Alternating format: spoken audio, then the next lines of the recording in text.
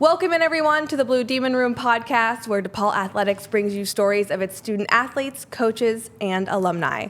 I'm your host, Casey Standahar, and I'm thrilled to introduce our very next guest, DePaul volleyball setter, Ashley Cudiamat. Ashley, thanks for being here. Thanks for having me. How are you feeling this morning? We talked about breakfast already. Yeah. Obviously, we're going to eat some more after this because I feel like Paul and the rest of our staff really feel like, you know, as a student athlete, breakfast is a very important meal. Yeah, definitely need some more food after this. Maybe a coffee. Yes, we could use a coffee. We are recording early in the morning at DePaul. And Ashley, I've covered some of your matches so far, and you guys are now fourth in the Big East. So you're up there in the standings. I'm curious where you feel like you guys are at so far this season. Yeah, I think our record is a little deceiving. I definitely feel like we're close to 1 and 2 just by how we've been playing and how we've been growing each week. But, you know, we'll see how it goes the next few weeks. I think we have a really good shot at being 1 or 2 in the conference. Yeah, this team's been pretty consistent. Yeah. And you are from California originally. I know you're a senior now, and you've been here for 4 years, but do you consider yourself a Cali girl? And how did you adjust to those Chicago winters coming here? I definitely do consider myself a Cali girl. I've been told I have a Valley girl accent. I did go to high school in the Valley, so I'm not surprised there. But yeah, the winters have definitely been interesting for me. I think I've been told by a few people that are local around here that it's just been pretty mild winters, so not the coldest, which I'm glad because I've been super cold. But I think my freshman year, you can definitely tell I wasn't from here because anytime I saw snow, I was just playing in it and just having fun in the snow. I love that. You know, in 2018, we had that polar vortex, but you were here after that. yeah. So you missed some of the crazy winters in Chicago. They could be coming, who knows? I know.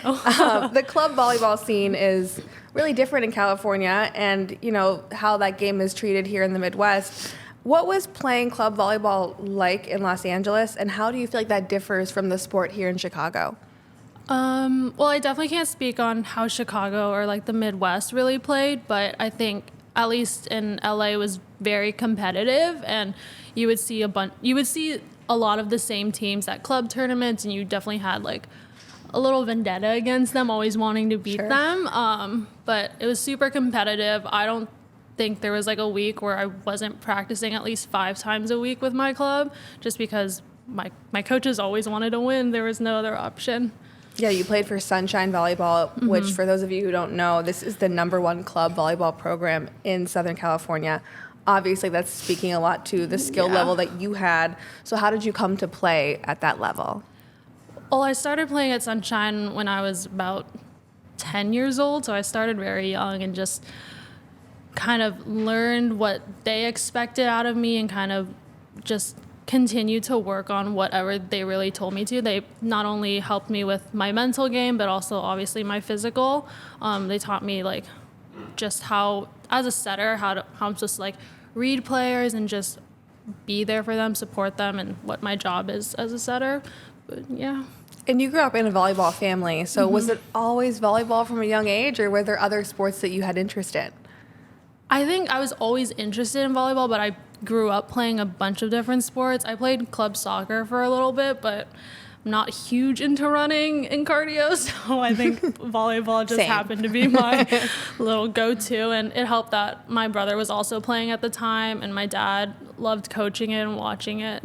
Yeah, I was going to mention you do have a brother that played at California Lutheran University. So how did it help having a sibling who was also involved in the sport? It was really nice just because he understood what I was going through as a volleyball player in college, and just he knows like the recruiting process and everything that goes into like you trying to play in college, and like the work you have to put in, all the hours and stuff. So it was really nice to have his support and just him understanding. Your transition from the high school level to Sunshine into collegiate volleyball, was that a seamless transition for you, or were there difficult parts of that? It was a little difficult just for me in high school. I didn't play a ton at my high school. I was on JV my freshman and sophomore year, and then junior year, I was a DS. I wasn't even a setter on my varsity team. So it was a little hard for me to keep it rolling, but it helped that I had club after high school, so I could kind of get my game back, but then COVID hit and I didn't have a senior year. So, but it was pretty hard junior year for me to find my love for the sport again. Yeah, I imagine students that had that COVID year really made things difficult, whether or not you were in college or high school. So I feel for you guys in that sense. Your brother was also a setter, though. Mm-hmm. Did he have an impact on you choosing that position, or were you both just kind of good in that role? I think we were both just kind of good. I originally tried out as a libero. I was not very good at it. I just didn't really know what other position. I was like, I'm sure I'll be a passer or whatever. But then trying out when I was 11 years old, they told me, like, you should be a setter. You have the good hands for it. I was like, okay. And then I just kind of went with it the rest of my career. He was kind of going back between libero and setter. He didn't really know, but I guess setter, maybe because of me, but did you guys have like sibling competition, or did he help make you more competitive? I wouldn't say competition, maybe at like camps and clinics that we would go to where we would just have like setter workshops. It was a little bit competitive, but other than that, he was just always helping me and just helping my technique. Maybe I helped him a few times, but that's nice. Yeah, that's good. You have made the Big East all-academic team the past 3 years and are a health science major. Mm-hmm. How do you balance that heavy course load while traveling and playing a D1 sport? Yeah, I would say that I try and get my work done as early as I can before traveling, so I'm not doing a ton on the road, mainly just like studying for my classes. I don't really like to procrastinate my work, especially during season, just because I know that I get super stressed out when I procrastinate. So I try and get it all before I travel, so I'm not overwhelmed on the weekend. Then you have like a settled mind when you go into volleyball. I'm just focusing on volleyball when I'm away. Have you always been a science person? Has always kind of been your thing, or how did you choose that path? Yeah, I think I've always just been a science person. Not into like the English or math side. And my mom is also a physician assistant, which is what I want to go into. Cool. And just been watching her all my life and seeing what she does. I really enjoyed that. And I just always saw myself going into healthcare from there. So putting you on the spot here, do you have plans yet for after graduation? I do. I'm planning on applying to PA school in April. And the way that the cycle's a little bit confusing because you have to apply like a year before you can actually get in. So I would be going, if I got in, I would be going to the 2026, 2027 class because I'm applying in 2025. So I'd have a full year to get more clinical work or like a job just to keep me working in the healthcare area. Do you ever feel like because you have that knowledge of the body and health and science that it helps you as a student athlete as well? I think so, yeah. I can definitely tell when my body like needs rest or what it needs and like what's hurting. And we have the awesome trainers for that. So I can be like, this part of me is hurting and I think it's because of this and all that, yeah. Yeah, we just talked about the nutrition station, recovery, obviously really important stuff there. Do you pick up tips from the trainers and dietitians that you work with? And how does that kind of cross with what you're doing professionally? Yeah, I think meeting with Haley at the beginning of the year with our team was really good for me just because I know what my body needs and I know we meet with her every year, but I think it's really helpful for me to just remember what I need, especially during season because I'll tend to forget sometimes, which is not always good, but it's good to have the nutrition there and just being able to grab a snack right before practice, anything really. A big part of college is internships and those kinds of classes that help you with volunteering. Have you ever felt like you're missing out on those opportunities because you're a very involved student athlete? Definitely, yeah. It's definitely been hard for me to get internships, especially in healthcare. You don't really see a lot of those. It's mainly like full-time working, and to do that you have to like be certified in a lot of stuff. So it's been tough for me to find a few things. I'm currently in a course that'll help me get a certification as a medical assistant, which I'm hoping will get me a lot of hours and experience before going to school again. So hopefully that'll be enough for me. Yeah, that's exciting. Yeah. And as far as location, you've spent a lot of time in the Midwest now, but you're from California. You've traveled to the East Coast.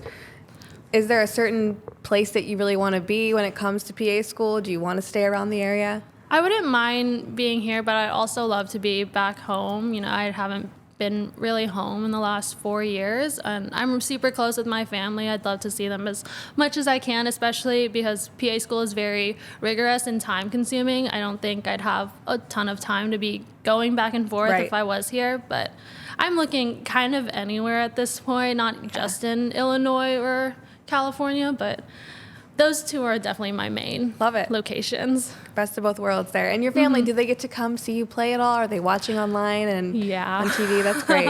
My parents, at least this season, they've flown out every home game we've had. Awesome. And the past 3 seasons as well. They'll definitely try and come as many times as they can, but my whole family has watches me back home, and they all enjoy it. They're always sending me texts regardless, win or lose, of how I'm doing. That support's really great. Yeah, they really love it. We're going to take a quick break with Ashley Cudiamat. We'll be right back. Back here on the Blue Demon Room podcast with Ashley Cudiamat, DePaul volleyball setter. Ashley, now that you're a senior, looking back, are there any specific matches when it comes to talking about your play that stand out to you over your DePaul career? Yes, I think the Northwestern game my freshman year, that was obviously my first really big team we've played, and we beat them in 5 sets. It's still super memorable to me, even though it was 3 years ago. We hadn't beaten them in 40-something years, and to beat them on their home court in 5 was super cool. It was super exciting for me, and it was just made me more excited for what's to come ahead and how our team is going to continue to grow from there. Yeah. DePaul is Chicago's team, not Northwestern. Let the record show. Very exciting win for you guys. That's awesome. Let's go back to 4 years ago a little bit, your senior year of high school, before you even got to DePaul. How did you initially get recruited? Oh, wow, this was so long ago. You're like, I don't remember. No. I got recruited my sophomore year. I committed to DePaul sophomore year of high school. And I think before that, I was honestly just sending lots of videos after my club tournaments of highlights of me. I'd send them to a bunch of different coaches. I'd also send them my schedule of when I'd be playing, if they were at that tournament, and the times and everything. And if they got back to me, they'd want to set up a phone call, and I'd talk to them whenever I can and just kind of get to know them, let them get to know me as well. And yeah, that's about it. And then I ended up talking with Marie a lot more just because I really liked DePaul. I got to come here during the winter for a camp when I also had a tournament in Chicago for my club team. So I got to see around, and then yeah, it was pretty cool. Okay, so you remembered that far back. Yeah. It was even further than senior year. Yeah. So thank you for going back there with me. And you mentioned her already, but what was your first impression of head coach Marie? She was super just excited and energetic to meet honestly anyone and talk to anyone. She really loved the program, still loves the program, and is super into wanting to change what the culture is and continue to build on our program. And it's been a really cool experience to have her as our coach. You mentioned this and touched on it a little bit, but as you've grown in your collegiate career and become a senior, stepped up as more of a leader on this team, how has your relationship with her changed? I think I've definitely gotten a lot more comfortable coming to her and talking to her about what I want to do on the court and kind of where my mind's at with plays that I want to run as a setter. And her being a setter as well in college is also really helpful because she lets me know where she's at and she tells me what she thinks, and we kind of just go back and forth throwing off ideas from each other, what we think's going to help our team and what's going to work. You can pick each other's brain that way. That's cool. That's great that she's given you that leadership role. You've earned it. Volleyball, obviously a fast-paced sport, and after so many years as an athlete now, how has your ability to recover after a loss or a tough set or a couple matches improved and changed over the years? Yeah, our team talks a lot about a goldfish mentality and just getting over what just happened regardless, because we have a lot more to come. We had a tough past weekend, which is okay. Teams have that. We played some pretty good teams, but we still have the second half of Big East to come. We still have so many more games ahead of us that we can't really focus on the past anymore. We just got to see what we got ahead. I like that. Ted Lasso mindset. Yeah. That's great. Volleyball is also unique in that, it's a lot of it's tournament play. So you have long days, several matches, waiting around in between them. How do you and your teammates pass the time? A lot of us enjoy napping before games, just for a little bit. Obviously not too long to get us too tired. 20-minute nap, 10-minute nap. But we do like our occasional nap before a game. We'll definitely listen to some pretty hype music, especially with our new locker room. We have a lot of fun in there getting ready before games and stuff. But yeah, that's about it, really. That's fun. Best of both worlds. You get your nap and then you get hype. This kind of answers this question, but how are you locking into game mode when it's time to compete? Is it the music or is it something you guys are saying to each other? Yeah, I think Rachel and Jill definitely have a lot of encouragement for all of us. They've been here the longest. They know kind of what our team needs and stuff. So they give lots of words of encouragement before the game and just hype everyone up. All right, we're going to get more personal now. Okay. You are dating fellow DePaul athlete Damian Rodriguez, who has been a staple of the DePaul men's cross country and track teams. What is it like dating a fellow athlete? It's really cool. I think it's just really nice to have his support because he knows what I go through. We have very similar experiences just with our time and how intense our training schedules are. So it's really nice to have his support between our shared experiences. How'd you guys meet? Through mutual friends. He's a year older, so he knows the older girls on my team. And whenever they hung out my freshman year, I would tag along. I'd just be there. But we met through them and then just started talking soon after. That's cute. Yeah. I'm sure it helps to have someone who understands the grind, understands the tough schedule, the rigor of all that. Obviously, he has to be really disciplined in his routine as well. Have you learned anything from each other or kind of taken something from each other's routine or anything like that? I think just you don't always have good days. He might not always have the best race. I might not always have the best practice or game. And just to have each other there and support one another has been really nice. He knows kind of what I need after I have a bad game or something. And I now know what he needs. That's nice. So, yeah. That's awesome. Good for you guys. At the time of recording this podcast, you have a little over a month left in your career as a DePaul Blue Demon. Has that hit you yet? Definitely not. It still feels like I have a lot longer than that. I think the season's gone by incredibly quickly. I don't know why, but I'm super excited to see where it goes. I definitely think we can go postseason. So hopefully it's a little over a month before I'm finally done. But I think we'll do pretty well. Yeah, I'm sure you haven't really thought about that yet because you're obviously wanting to keep winning, keep getting into the postseason. But when you think about your career here, what emotions does that bring up? It definitely makes me feel a little bit sad that I'll be done soon. I think my entire 4 years here has been super quick, and I'm kind of sad to have it stop kind of soon after this year. So holding on as best I can right now. Besides that win on the court against Northwestern, do you have a favorite memory with your teammates, something that stands out to you that's not necessarily about the match? I think last year, maybe the last few times we've been to St. John's, we've stayed in the Queens area, which is their Chinatown area. And it's been super fun because we have kind of a lot of time. We get there a day before for practice and stuff. So we'll have time to kind of explore and walk around.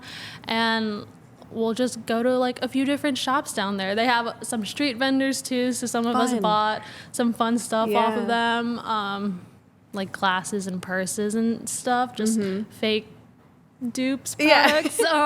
But then we'll also go get some food and stuff around the area, and it's been really fun just being able to spend that time with them. Yeah, I imagine traveling to different cities is cool. You get to kind of experience the culture and the lifestyle there. That's great. For anyone who might be considering being a student athlete at a place like DePaul, what would you say to them to encourage them?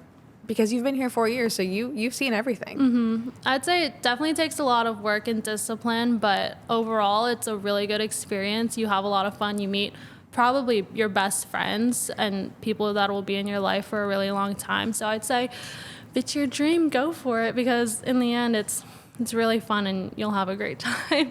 Ashley, it's been a pleasure to have you on the Blue Demon Room podcast. Thank Good luck you. the rest of the season and hopefully into the postseason. Thank you guys you. are rolling. So thank you again for the time. Of course. That was our episode with DePaul setter Ashley Cudiamat. We'll see you next time on the Blue Demon Room.